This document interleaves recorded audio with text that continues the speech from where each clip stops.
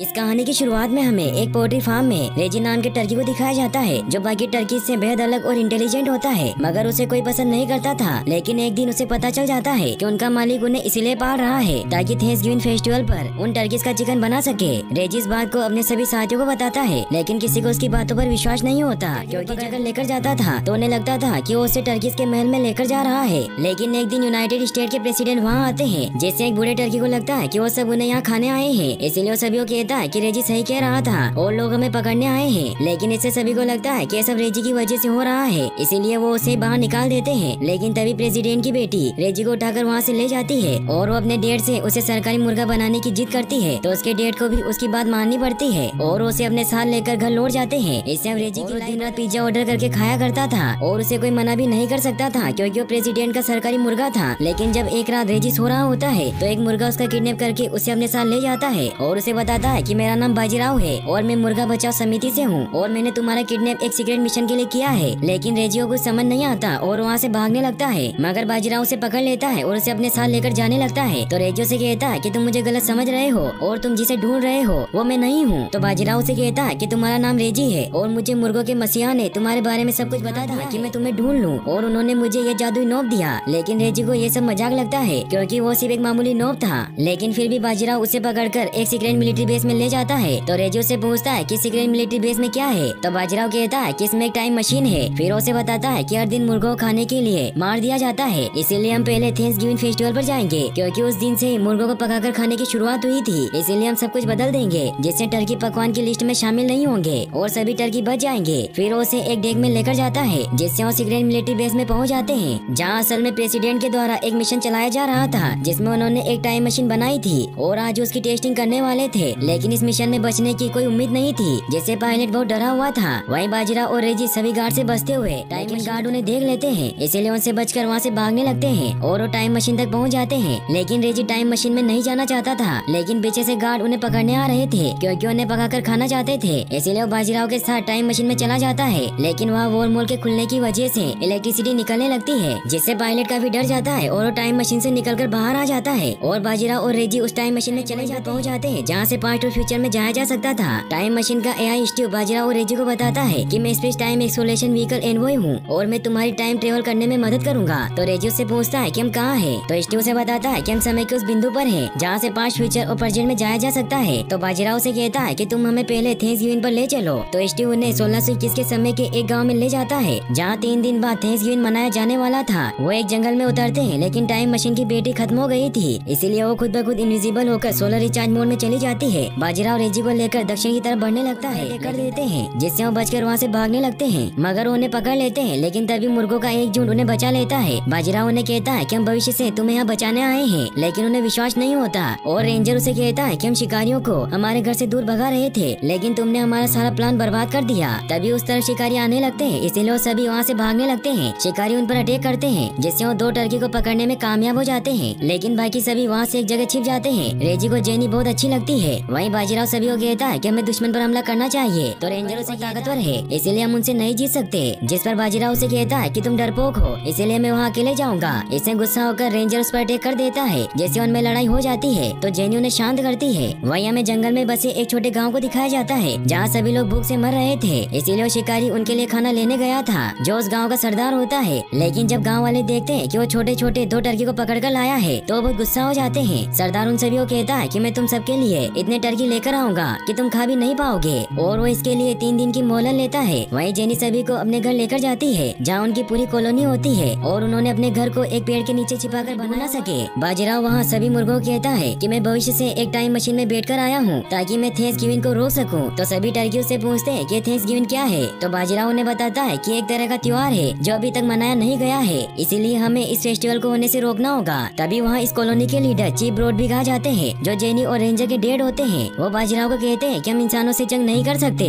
फिर वो उन्हें अपने साथ लेकर जाते हैं और उन्हें बताते हैं कि हम शुरुआत में छिपकर नहीं रहते थे, पहले हम सभी बाहर खेला करते थे, लेकिन जब से यहाँ शिकारी आए हैं हमें छिपना पड़ा, लेकिन हम सुरक्षित हैं और ये जगह जो हमें वक्त के साथ साथ जेल लगती थी, वो अब हमें अपना घर लगने लगा है। फिर वो उन्हें अपने सभी बच्चों से मिलवाते हैं, जो अभी अभी अंडों से थे कि तुम जब तक चाहो यहाँ रह सकते हो, लेकिन तुम्हें हमारे वसूलों का पालन करना होगा। फिर वो वहाँ से चले जाते हैं। बाजीराव और रेजी को बच्चों के साथ काफी अच्छा लगता है, इसीलिए वो वहीं सो जाते हैं। वहीं गांव में उन शिकारियों का लीडर डिसाइड करता है कि वो किसी भी हाल में टर्कीज को ढूंढ कर रहेगा, क्योंकि वो समझ गया था कि टर्कीज उन्हें भटकाने की कोशिश कर रहे हैं ताकि हम उनके घोंसलों से दूर रहे। इसीलिए हम उन्हें कल जंगल में और आगे तक ढूंढने निकलेंगे। वहीं अगले दिन चीफ सभी टर्कीज को अपने अपने काम सौंप देते हैं। वो जेनी और रेजी को एक टीम बनाकर दक्षिण की तरफ भेजते हैं ताकि वो शिकारियों पर नजर रख सके, और वो बाजीराव और रेंजर को गाँव की तरफ भेजते हैं ताकि वो देख सके कि गाँव वाले क्या तैयारी कर रहे हैं। जेनी और रेजी जब जंगल के बीच में पहुँचते हैं तो वो देखते हैं कि शिकारी उन्हें पकड़ने के लिए जाल बिछाकर वहाँ से चले गए हैं। जेनी रेजी को कहती है कि हमें जाल को तोड़ना होगा, लेकिन तभी रेजी नीचे गिर जाता है जिससे वो गलती से सभी ट्रैप को बेकार कर देता है। होती है फिर वो बाकी के ट्रैप भी खराब करने लग जाते हैं, लेकिन तभी वो देखते हैं कि भेड़िए उनकी तरफ आ रहे हैं। इससे जेनी बहुत हैरान होती है क्योंकि शिकारी के भेड़िए इतनी दूर नहीं आते थे, इसलिए वो दोनों वहाँ से भागने लगते हैं, मगर उन्हें बचने का कोई तरीका समझ नहीं आता। तो रेजी जेनी को बचाने के लिए उसे टाइम मशीन में ले जाता है। उन शिकारियों का लीडर ये देखकर काफी हैरान होता है और उसे लगता है कि वो टर्की जादू जानते हैं। वहीं रेजी जेनी को अर्थ के ऊपर ले जाता है। वो इस खूबसूरत अर्थ को देखकर बहुत खुश होती है और रेजी उसे बताता है कि हम इसी अर्थ पर रहते हैं। इससे उसे विश्वास हो जाता है कि रेजी भविष्य से आया है। फिर वो वापस नीचे आते हैं। इस तरीके से चार्ज हो गया हूँ, इसीलिए हम घर वापस जा सकते हैं। लेकिन वो जेनी को पसंद करने लगा था, इसलिए वो स्टीव को कहता है कि अभी हमें इनकी मदद करनी है। वही रेंजर और बाजीराव गांव के काफी करीब पहुंच जाते हैं। वो देखते हैं कि वो थैंक्सगिविंग की तैयारी कर रहे हैं। साथ ही वो ये भी देखते हैं कि शिकारियों ने अपने सभी हथियार और बारूद एक घर में रखे हुए हैं। रेंजर बाजीराव को कहता है कि हमें इन सब के बारे में मेरे डैड को बताना होगा, लेकिन तभी वो देखता है कि बाजीराव वहाँ नहीं है। वही रेजी और जेनी घर लौट रहे होते हैं। रेजी जेनी को कहता है कि मैं तुम्हें अपने साथ भविष्य में लेकर जाना चाहता हूँ। तो जेनी उसे कहती है कि मैं तुम्हारे साथ जाना चाहती हूँ, मगर मैं नहीं जा सकती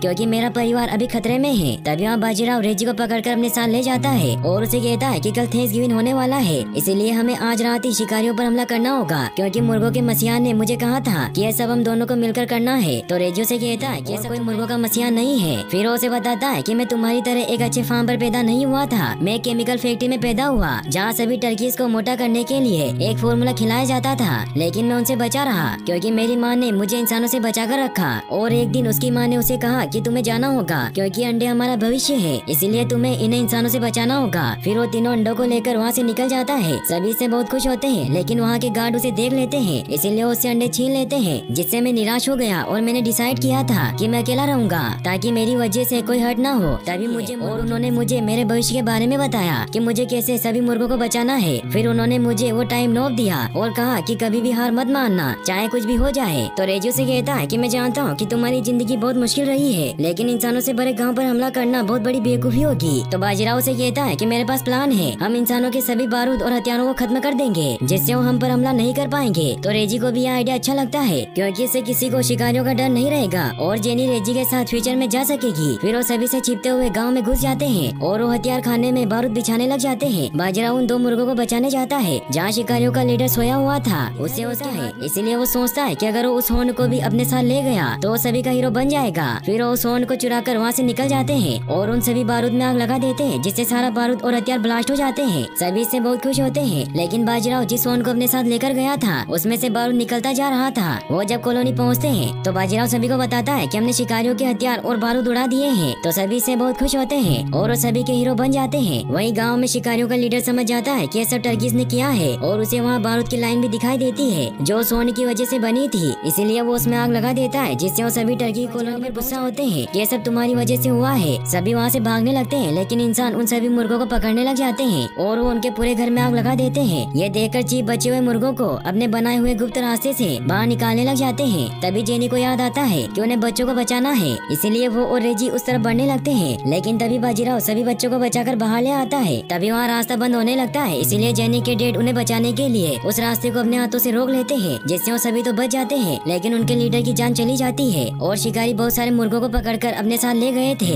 यह देखकर जेनी और बाकी सब काफी उदास हो जाते हैं। फिर वो लीडर का अंतिम संस्कार कर नया लीडर बना दिया जाता है। रेजी से काफी उदास हो जाता है क्योंकि उनकी वजह से वो सब मुसीबत में आ गए थे, इसीलिए वहाँ से चला जाता है। वहीं जेनी ऐलान करती है कि अब हम इंसानों से और नहीं डरेंगे क्योंकि उन्होंने हमसे हमारा घर छीना है, इसलिए हम उन पर हमला करेंगे और अपने परिवार को बचा लेंगे। वहीं रेजी टाइम मशीन में बैठकर वापस जाने लगता है। तभी बाजीराव उसके पास आता है और उसे कहता है कि तुम नहीं जा सकते, सभी मुसीबत में हैं। तो रेजी उसे कहता है कि सभी हमारी वजह से मुसीबत में हैं क्योंकि हमने किसी की जान नहीं बचाई बल्कि उन्हें खतरे में डाला है, इसीलिए तुम्हें भी मेरे साथ चलना होगा। तो बाजीराव उसे कहता है कि मैं हार नहीं मान सकता, इसीलिए रेजी अकेले ही वहाँ से वापस अपने टाइम में चला जाता है जहाँ वापस प्रेसिडेंट के घर जाता है। वो देखता है कि वहाँ उसके जैसा ही एक टर्की होता है, जिससे घबराहट में उससे घर का डोर नॉब टूट जाता है। वो टर्की उसे बताता बताता है कि मैंने टाइम ट्रेवल के बहुत से रूल तोड़ दिए हैं और मैं तुम्हारे फ्यूचर से आया हूँ। और उसे बताता है कि तुम बेवकूफ हो क्योंकि तुम जो कुछ भी चाहते हो वो 1621 में मौजूद है। तभी वहाँ और भी टर्की फ्यूचर से आते हैं जो उसे बताते हैं कि जेनी और उसका परिवार गाँव पर हमला करने वाले हैं और वो उनका मुकाबला नहीं कर पाएंगे। तभी रेजी देखता है कि उसके हाथों में जादुई टाइम नॉब है और टाइम मशीन उसे बताती है कि तुम ही मुर्गों के मसीहा हो। इससे वो बहुत खुश होता है। फिर वो पास्ट में जाने के लिए निकल जाता है। वही हमें बाजीराव को दिखाया जाता है जो वापस कॉलोनी में जाता है जहाँ सभी गाँव पर हमला करने की प्लानिंग कर रहे थे। वो सभी बाजीराव को माफ कर देते हैं और उसे जंग में शामिल कर लेते हैं। वही रेजी उस समय में जाता है जब केमिकल फैक्ट्री से बाजीराव भाग गया था। वो छोटे बाजीराव से कहता है कि मैं मुर्गों का मसीहा हूँ और मैं यहाँ एक मिशन पर आया हूँ ताकि मैं सभी टर्कीज को बचा सकूँ।